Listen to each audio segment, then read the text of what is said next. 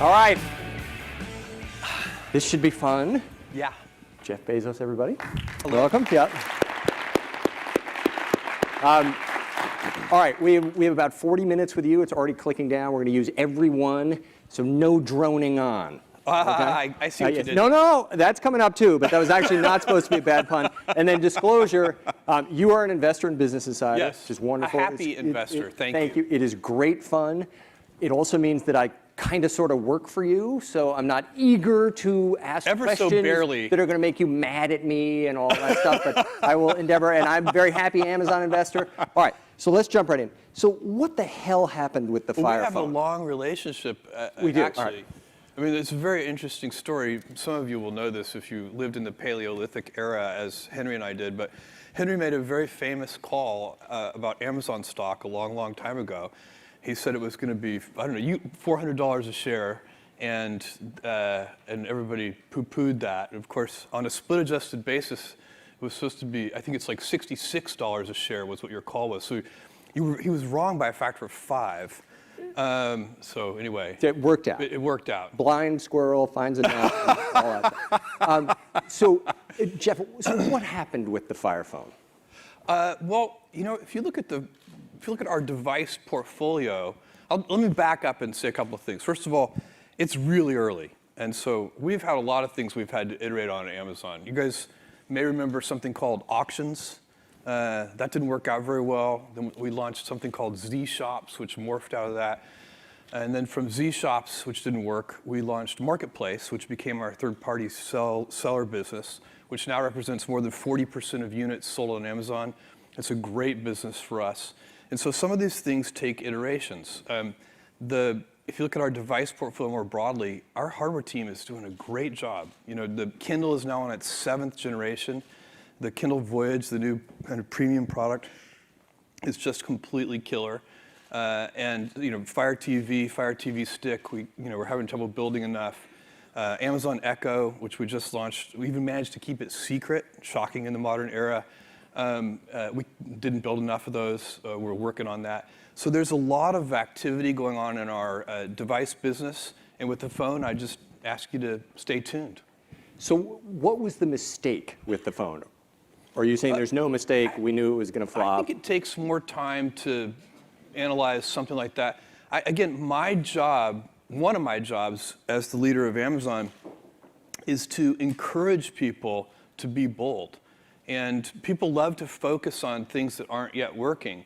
And that's good, it's human nature. That kind of divine discontent can be very helpful. But it's incredibly hard to get people to take bold bets.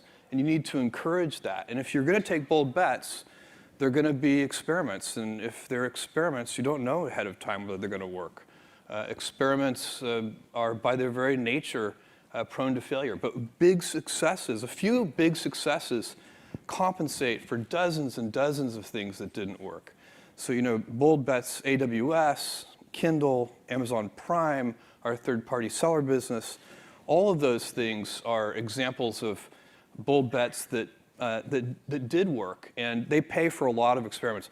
I've made billions of dollars of failures at Amazon.com, literally billions of dollars of failures. And you might remember Pets.com or Cosmo, or give myself a root canal with no anesthesia very easily. None of those things are fun, but they don't matter. What really matters is companies that don't continue to experiment, companies that don't embrace failure, they eventually get in a desperate position where the only thing they can do is make a kind of Hail Mary bet at the very end of their corporate existence. Whereas companies that are,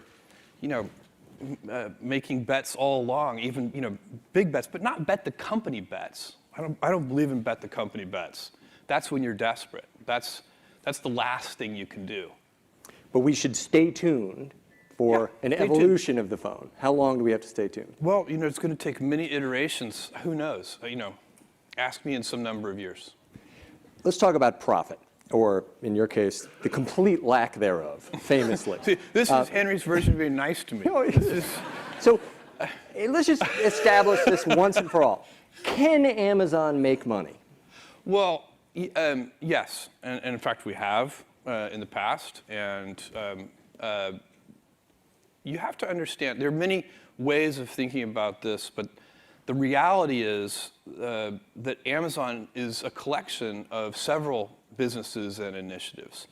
And we have some very significant, very profitable, more established businesses that are free cash flow generating very significantly. And then fortunately, the way I think about it, we have lots of opportunities to invest in new initiatives, and we take advantage of those opportunities. So it's kind of like we built this lemonade stand, 20 years ago.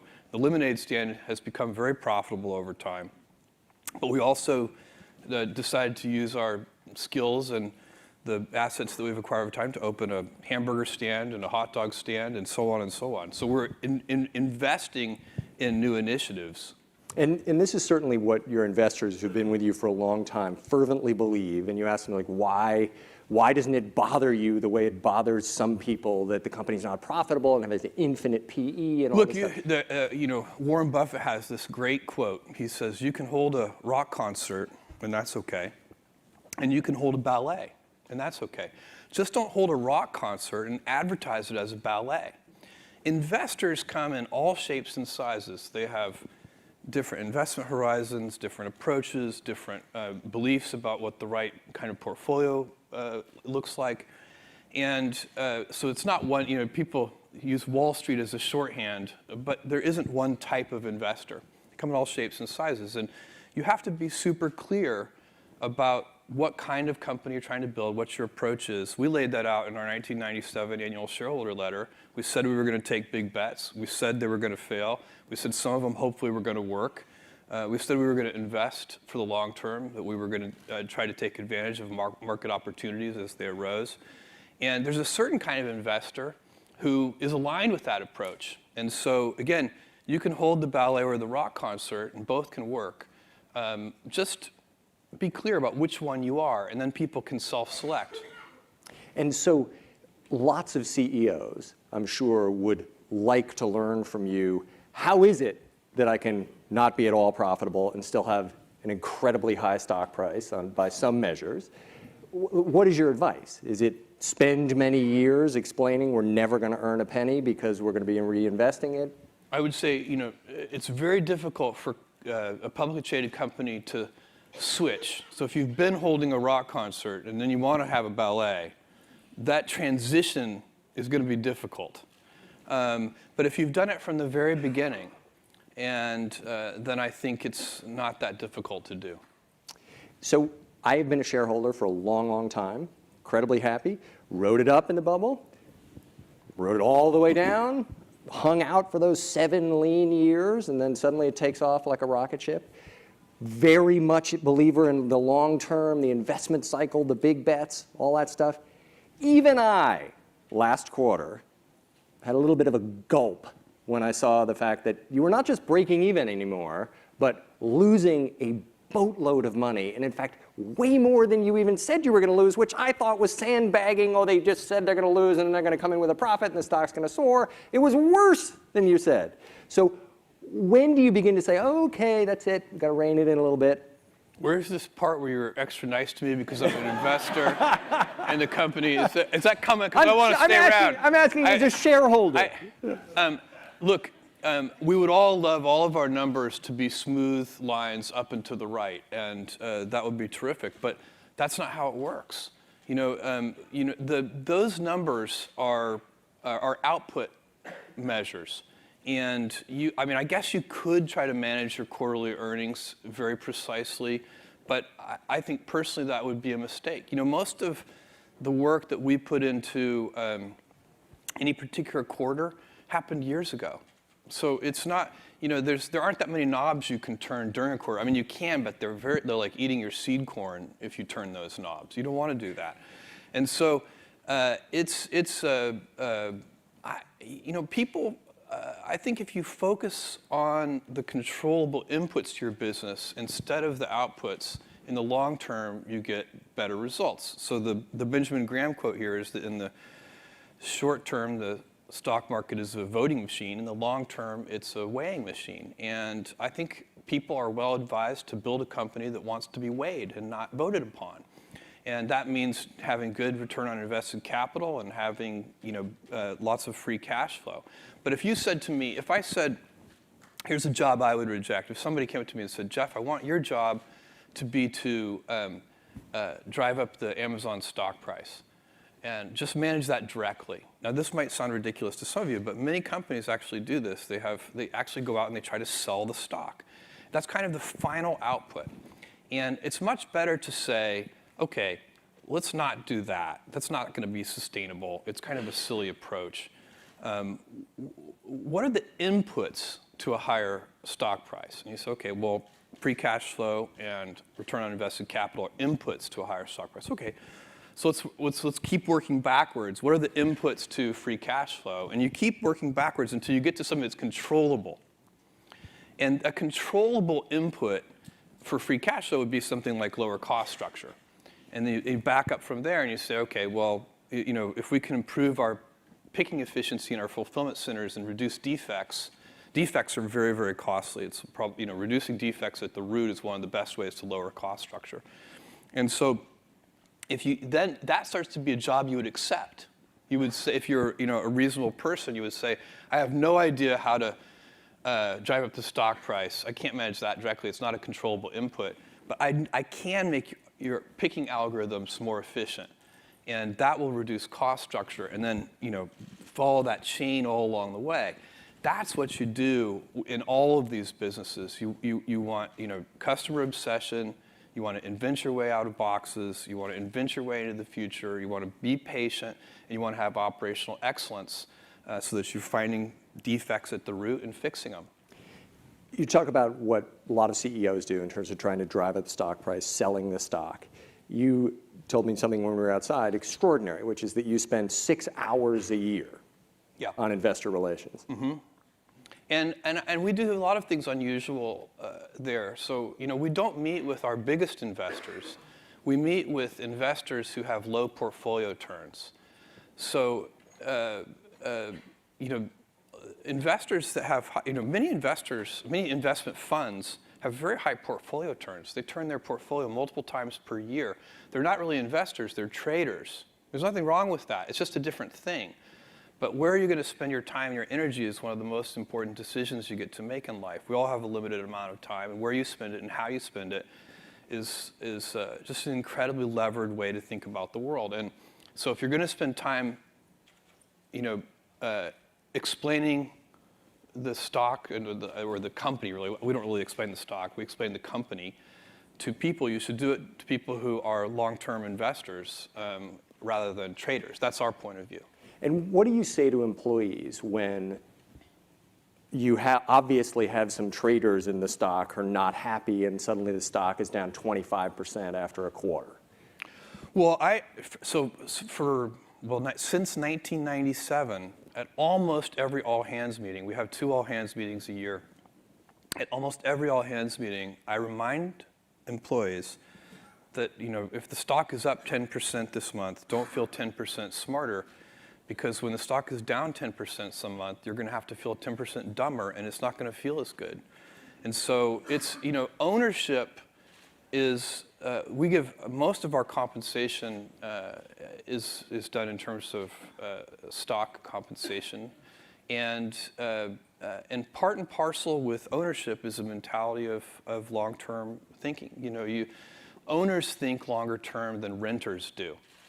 So I have a friend who rented his house to some tenants, and instead of getting a Christmas tree stand at Christmas, they just nailed the Christmas tree into the hardwood floors of the house. No owner would ever do that. And but sometimes that's a bad tenant. They're good tenants, but that's a bad tenant, and it's because this is the same old thing about nobody ever washed a rental car, and you take better care of the things that you own, but one of the responsibilities of ownership, and definitely deep inside the Amazon culture, is to think about the fundamentals of the business and not the daily fluctuations in the stock price. There's no information in it.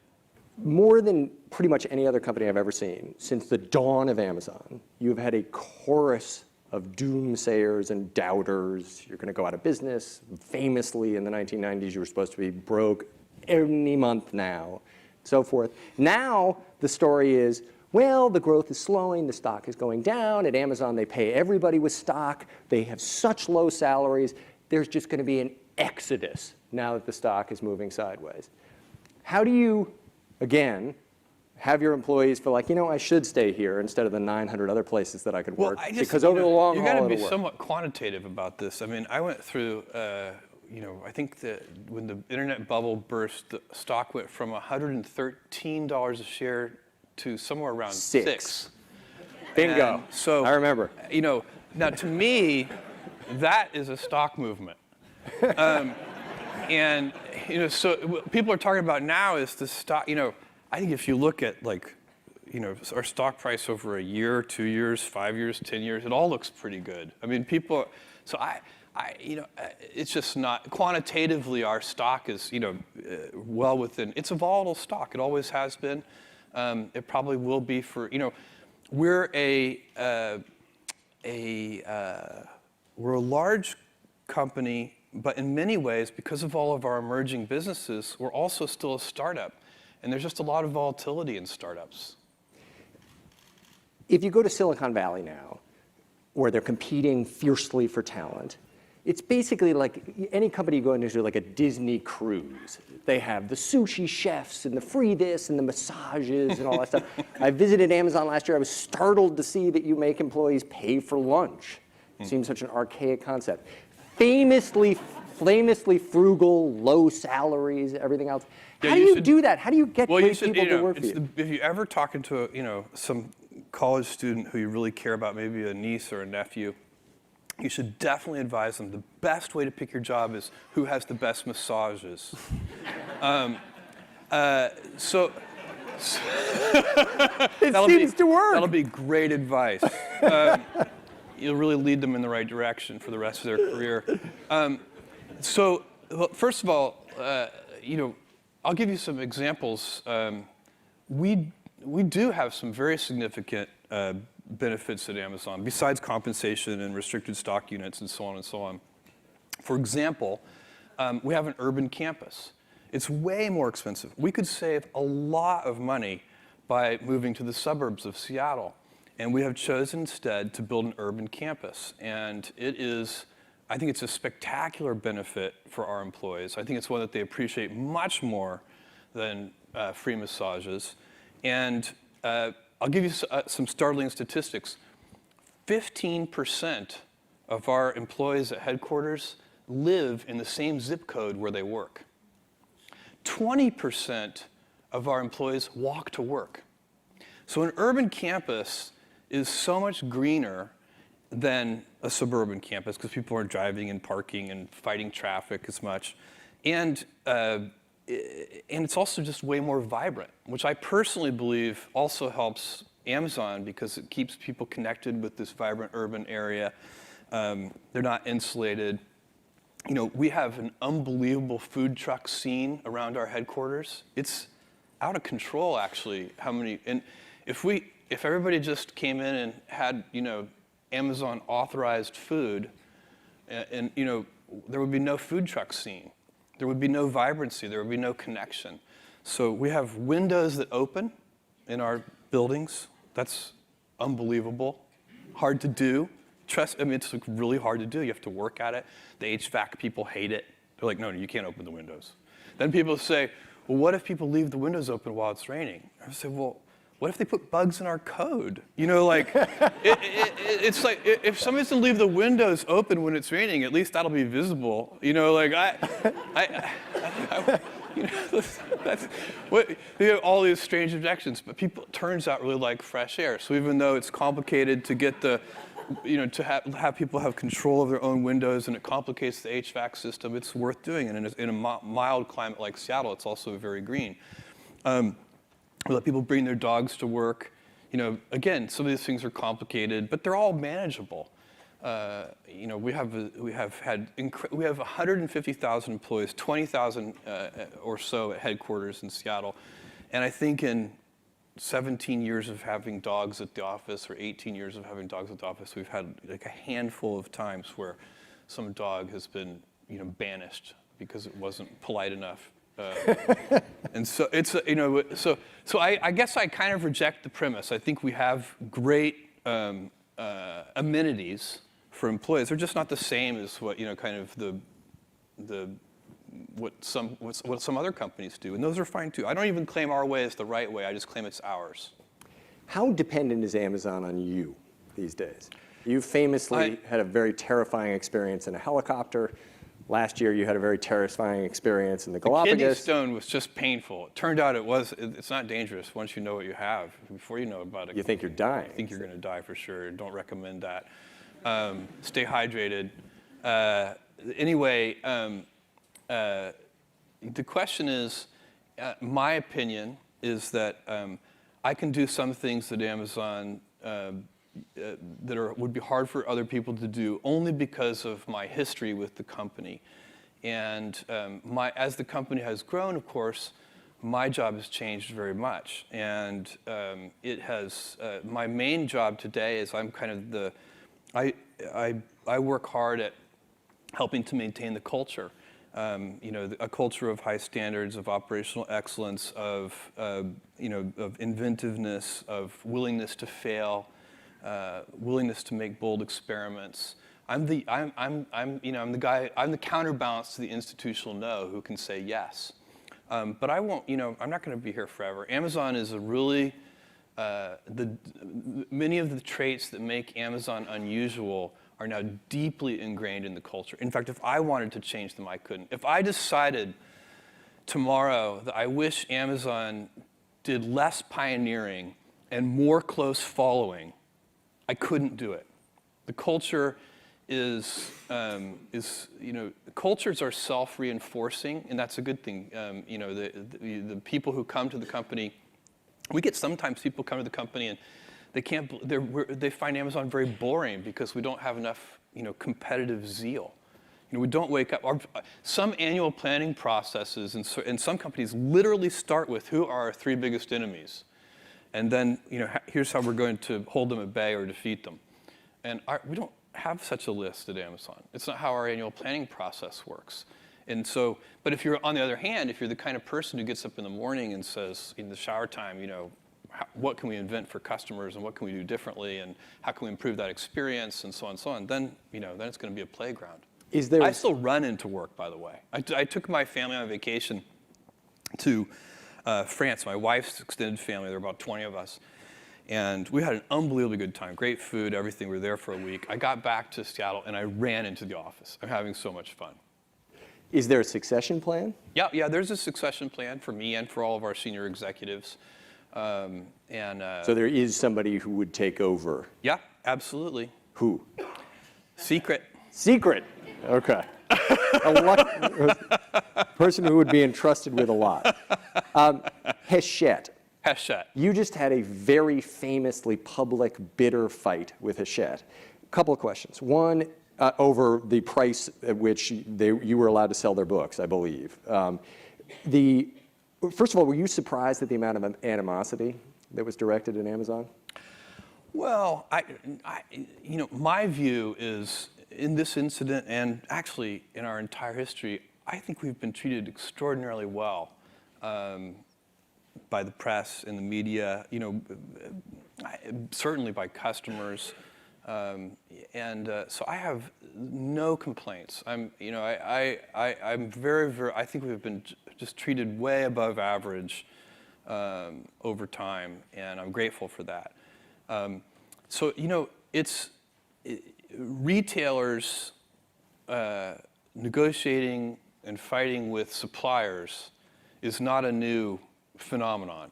Rarely does it break through into kind of a public fight, and mostly it's not. But it's an essential job of any retailer to negotiate hard on behalf of customers, and that's what we do. And so if you have to keep doing that. It's part of our job. If there was no negotiation and you could dictate to everybody exactly what the terms were going to be, what would the future be for authors? So the most important thing, when you're thinking about books, the most important thing is constantly encouraging, the kind of incumbent, participants in the book industry to think this way. The most important thing to observe is that you have to draw the box big. Books don't just compete against books. Books compete against people reading blogs and news articles and playing video games and watching TV and going to see movies. Books are the competitive set for leisure time, and it takes many hours to read a book. It's a big commitment, and if you narrow your field of view and only think about books competing against books, you make really bad decisions. And so what we really have to do, if we want a healthy culture of long-form reading, and you have to differentiate between short-form reading and long-form reading, if you want a healthy culture of reading, book-length things, you've got to make books more accessible. And part of that is making them less expensive. Books, in my view, are too expensive. $30 for a book is too expensive. And so, if you just think, well, I'm only competing against other $30 books, then you don't get there. But if you realize that you're really competing against, Candy Crush and everything, then you start to say, well, gosh, maybe we should really work on reducing friction on long-form reading. And that's what that's what Kindle has been about from the very beginning. We humans co-evolve with our tools. We change our tools, and then our tools change us. And in the internet era, and almost all of the tools for reading have been reducing the friction of short-form reading. The internet is perfect for delivering 3 paragraphs to your smartphone. And but the Kindle is trying to reduce friction for reading a whole book, and it's working. The vision for Kindle is every book ever in print in any language, all available in 60 seconds. And that's a multi-decade vision. We've been working on it for a decade now, and we've made huge progress. And so we're making books easier to get, more affordable, more accessible. It's a fantastic mission. The Kindle team is very dedicated to it, and they're doing a great job. And that is you are going to get more reading. Friction, if you want to do more of something, make the friction less. If you want to do less of something, make the friction more. If there's a particular snack food that you like a lot and it's making you fat, put it on the top shelf where it's harder to get to, and you'll eat less of it. So don't leave it on your kitchen counter. Which sounds great until it comes to the author who kind of wants to write a book but can't quit their job unless they have the nice advance from the big rich publisher who you are quietly demolishing. No, publishers, but the facts are wrong. Publishers are having unparalleled profitability. The book industry is in better shape than it ever has been, and it's due to ebooks. So if you think about how much the Kindle team deserves a significant amount of credit for that. Because they were early, they got ahead of it. There's been very little piracy in ebooks, unlike other kinds of digital media.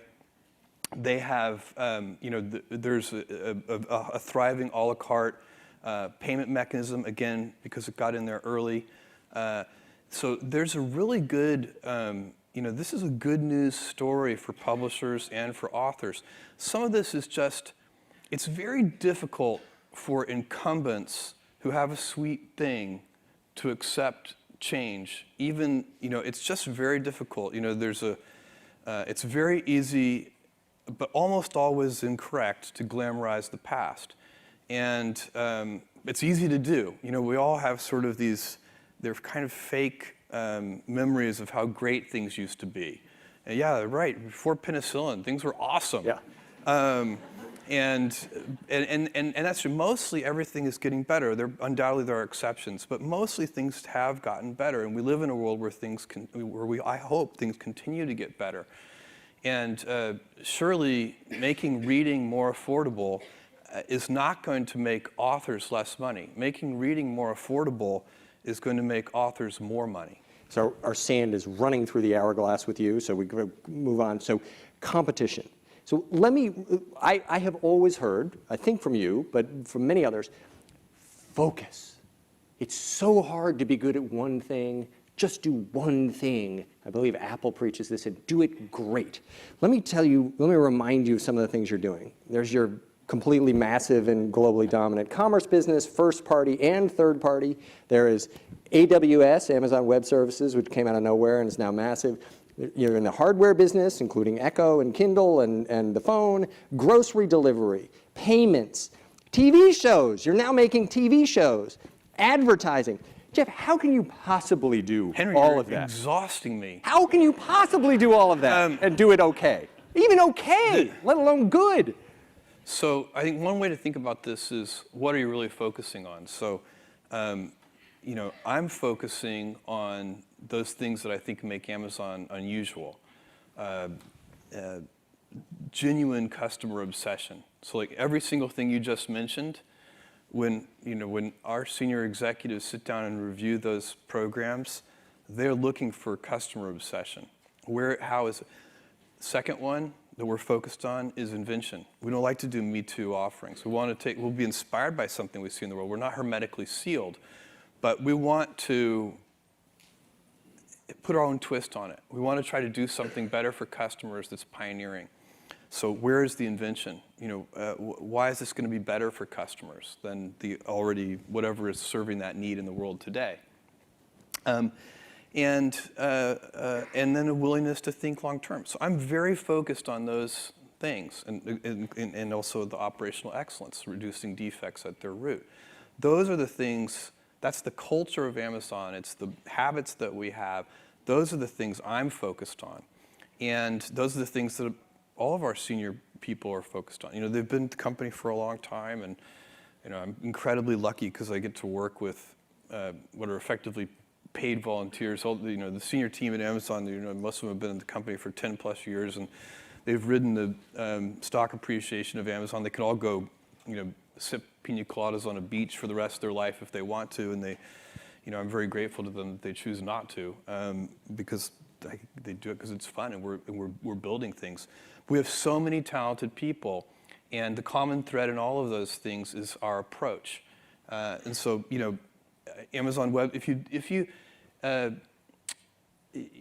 would definitely advise a small startup company to be as narrow and as focused as is possible to be. If you look at the original Amazon business plan, there was no hint of anything other than books in it, and it was not on my radar. I was thinking I wanted to build an online bookstore. That was it. And it worked way better than I thought it would, and we launched music, and that worked better than I thought it would, and we launched videos. I think it's so long ago I can really remember. I think it was actually VHS tapes. Is that possible?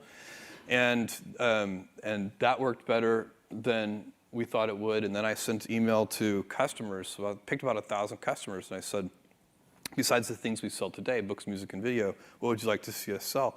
And the list came back incredibly long tail. It was almost like whatever was on their mind at the moment. It was like, I wish you sold windshield wipers for my car. And I was like, really? Windshield wipers? That wasn't done in the business plan, but that's an interesting idea. And so today, basically, if you're buying your windshield wipers anywhere else, you're probably getting ripped off. So it's been, kind of one foot in front of the other. And then sometimes, we expand into new areas in two ways. One is kind of, from a customer need. We will work from a customer need to the skills that we need. And the other one is skills forward, from a skill set we have to a new set of customers. So Kindle is an example of a customer need, and so we don't have any hardware skills. We've been doing this for 10 years now, but if you go back in time 10 years, we had no hardware team. We had to hire somebody to lead our hardware group, and then build a hardware team and build some institutional competence at it, and so on. That's a customer need backwards approach. And then skills forward, a great example of that is Amazon Web Services. We had the skills to do AWS. We had probably more distributed computing expertise than anybody else in the world because of the transactions. Transaction systems are so complicated and hard to build, and we had a service-oriented architecture of great complexity, probably before anybody else.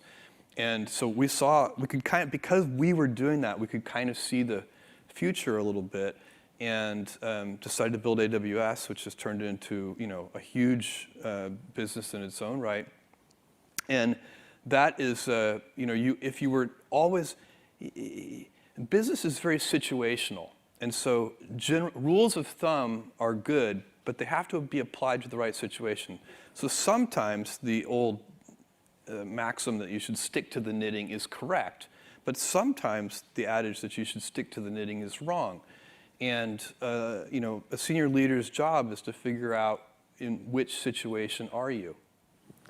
Drones. You had this amazing commercial on 60 Minutes last year at this time about this fantastic future when drones are going to fly out and bring me my package and it's going to be right there. And immediately, everybody in the country and probably around the world was saying, great, when?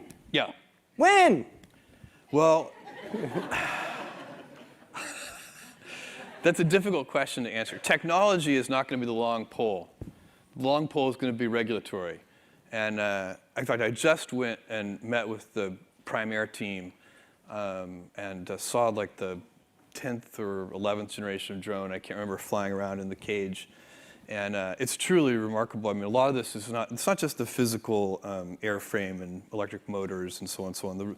The most interesting part of this is the autopilot and the guidance and control and the machine vision systems that make it all work. But the long pole in this tent is going to be regulatory, and that is very difficult to predict. I bet you the Primaire team, the ratio of lawyers to engineers on the Primaire team is probably the highest at Amazon. Is this a situation where everyone else in the world except Americans is going to get drone deliveries? I think it is sad but possible that the U.S. could be late. It's highly likely that other countries will do it first. We'll see. Maybe I'm wrong. I may be too skeptical. I hope I'm wrong. You turned 50 recently. Yeah. Any change outlook on life? No, not really. I'm still dancing into the office. I love my life. I have 4 kids. My wife claims to still like me. I don't question her aggressively on that. I do the dishes every night, and I can see that actually makes her like me. It's a very odd thing. I do that too. I'm pretty convinced it's like the sexiest thing I do. You had a book written about you recently on Amazon. Yeah. Have you read it? Yes, I read it. And? I think, I could say many things, but I would say that the first half of the book does an extraordinarily good job of capturing the culture of Amazon in the early days. Very, very good.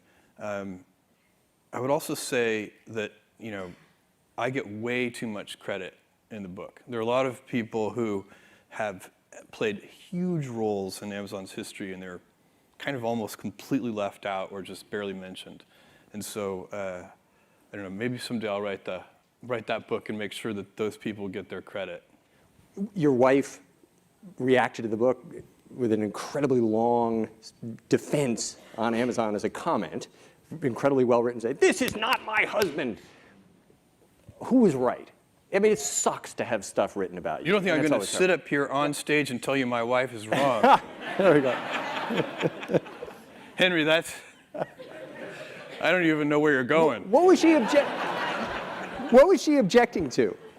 Well, she was there in the early days, and look, you've been a public figure. You still are, but you had more public figureness in your earlier, stock analyst days.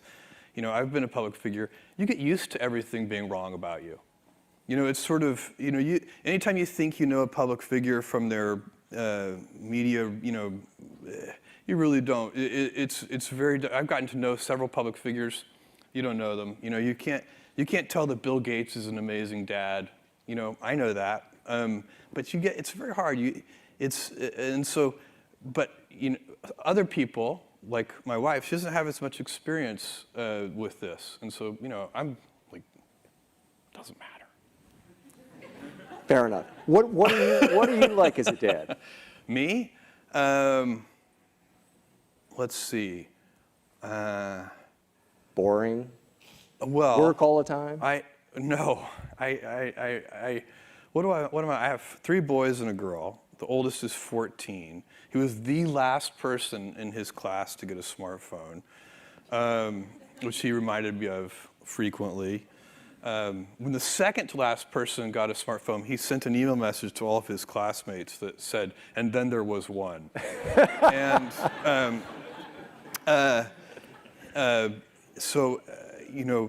and all my kids are very, very different. They're, it's pretty amazing. We spend a lot of time together as a family. I don't travel very much. One of the reasons I do so little of what I'm doing here today on stage is because I like to be at home, and I like to be in the office. I feel disconnected from the office if I'm traveling a lot. I probably travel less than 20% of the time, maybe less than 10% of the time. And I organize my life that way. It's because, it's kind of a personal preference. I prefer not to travel, so I've organized my life so I don't have to. I always tell our most senior executives at Amazon, because you're a senior executive, you have more control over your environment, and you should have less stress. If senior executives are saying I'm so stressed out, I tell them, look, you shouldn't be stressed out. Stress comes from a lack of control. And because you're a senior exec, you have more control of your environment. Figure out what it is that's causing you stress, and figure out how to do less of it. Bring somebody on your team who's good at that or who likes doing it, and have them shore you up in that regard. So I'm very, very lucky. I'm lucky in so many ways, but I won a lot of lotteries in life, and I'm not just talking about Amazon. It's a certain kind of financial lottery for sure. But I have won so many lotteries. I mean, my parents are both amazing role models. My grandfather, my mom had me when she was 17, which she says, don't do that. It's not her reco. Her dad had to fight to keep her in high school. She had a pregnant mother in high school in the 1960s in Albuquerque, New Mexico. Difficult situation. And so, but, I have had so many good, my dad was hardworking. He worked for Exxon for 33 years. And so, that's, in life, we get a lot of, rolls of the dice. And one of the big rolls of the dice is, who are your early role models? And so I try to do that for my kids. Washington Post. So you may not know this, but no one knows how to get to you. So when they have questions about what you're doing at the Washington Post, they come to me, which is interesting. I answer as best I can. Why did you buy the Washington Post? Well, first of all, I was not seeking to buy a newspaper. I wasn't like out there, in the market for, pounding the pavement. Anybody got a newspaper for sale? I was approached through an intermediary by Don Graham, and as it happens, I've been friends with Don Graham for about 15 years now. And I was very surprised when I got the phone call, and I said, why would I even be a candidate to buy the Post? I don't know anything about the newspaper business, and that was my biggest concern. I went through a few gates before deciding to buy the Post. One of them was, is it an important institution? And that was an easy gate to go through. It is, and I wanted, and for that reason I wanted to help. But the second one was, is it hopeless? Because I also didn't want to do it if it just couldn't possibly work. And I finally convinced myself I became very optimistic. And actually, in the intervening year, I've gotten even more optimistic. So I'm very optimistic about the future of the Post. But if it weren't an important institute, I wouldn't want to, for example, there are financial difficulties in all newspapers because of the radical disruption that the internet has caused to traditional newspapers. It used to be that, if you were a one newspaper town, that thing was a printing press for money. It was just the newspapers in one newspaper towns just spun off cash, huge amounts of cash. And that's just not true anymore. The world has completely changed.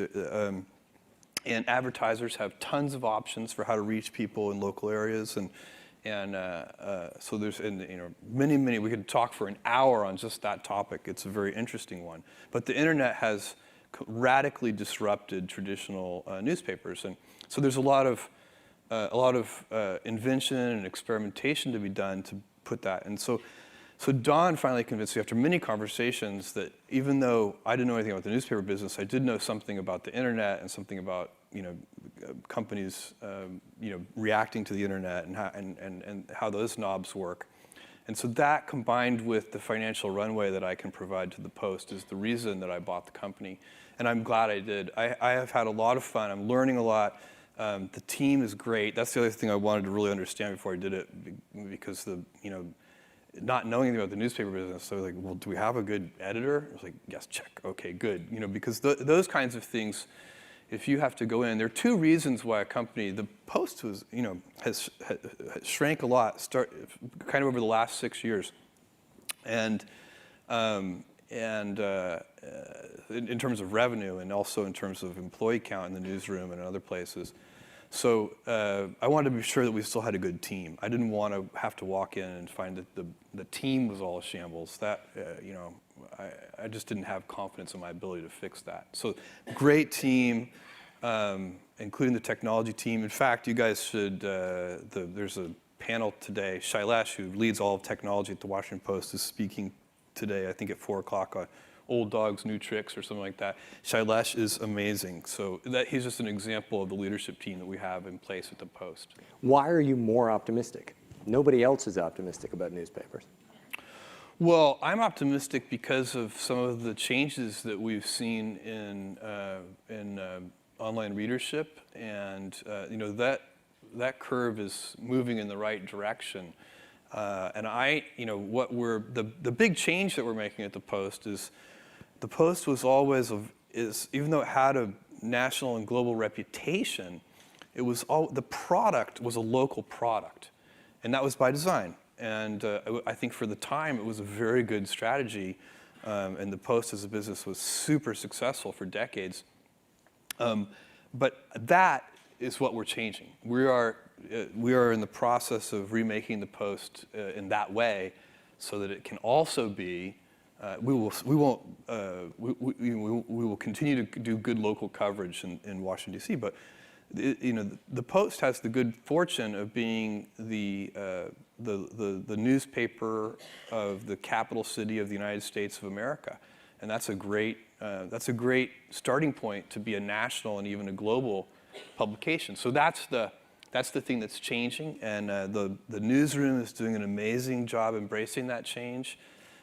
You can't change something like the Post without the newsroom. You can't just change it from the business side. It's got to be everything, and you can't, like, if a restaurant had a line out the door for 20 years, and then one day that line has dwindled and nobody's coming to the restaurant anymore, you can't fix it without help from the chef. It's got to be the whole team working on it, and I have been super impressed. We've used up our time. Let me ask you just one more question, though. You, in addition to everything else that we've talked about, make rockets. Yeah. You want to go into space. Yes. This is a proclivity that you share with fellow billionaires like Elon Musk and Richard Branson and so forth. First of all, what is it about space that captivates you? Second, what are you doing that's different? And third, just talk about how hard it is. We just saw Richard have an accident that has set everybody back for a long time. But talk about space. What's the vision there? Well, first of all, and probably most fundamentally, you don't get to choose your passions choose you. And for whatever reason, when I was 5 years old, Neil Armstrong stepped onto the moon. I was imprinted with this passion for space and for exploration, and I think it's important. I could come up with lots of rational reasons why it's important, and I really do believe them. We humans have. I think it's probably a survival skill that we're curious and like to explore, and I think our ancestors who were incurious and failed to explore probably didn't live as long as the ones who were like looking over the next mountain range to see if there were, more sources of food and better climates and so on and so on. So we are really evolved to be pioneers, and for good reason. So, new worlds have a way of, you can't predict how or why or when, but new worlds have a way of saving old worlds. And that's how it should be. We need the frontier. We need people moving out into space. My vision is I want to see millions of people living and working in space. And I think it's important. But I also just love it. I love change. I love technology. I love the engineers that we have at Blue Origin. They're brilliant. We have about 350 people there. We're building a vertical takeoff, vertical landing vehicle. It takes off like a regular rocket, and it lands on its tail like a Buck Rogers rocket. The initial mission is suborbital space tourism. We're also designing a orbital vehicle. We just won a contract to provide the new engines for the new version of the Atlas V, which is the most successful launch vehicle in history. It's a Boeing-Lockheed joint venture, and that vehicle uses Russian engines, and because of all the things that are happening in Ukraine and so on, that supply of engines has become less certain, so they want to switch away from a Russian-made engine, and they chose Blue Origin to provide that engine. So it's a very exciting endeavor, great team. They're just doing a wonderful job, and it's fun. When are you going? I don't know. I mean, when we're ready. And so, our vehicle, I like our architecture. We have the vehicle can fly autonomously. So throughout the entire test program, it flies all by itself and comes and lands all by itself. So we don't need test pilots, which is good during a development phase. The crew capsule uses full envelope escape architecture. So if you go back in time, all rockets had escape systems, Apollo and Soyuz.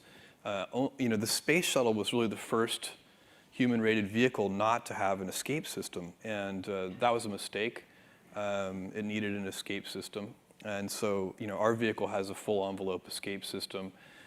So I like the architecture we're building. I'm excited about it, but this is not a business where you can rush things or cut corners. Our motto at Blue Origin is gradatum ferocitor. It stands for step by step ferociously. And so we're just one step at a time. Jeff, huge privilege and a pleasure to have Thank you. you, Henry. Thank you so much. And thank you all. Thank you, guys. Thank you.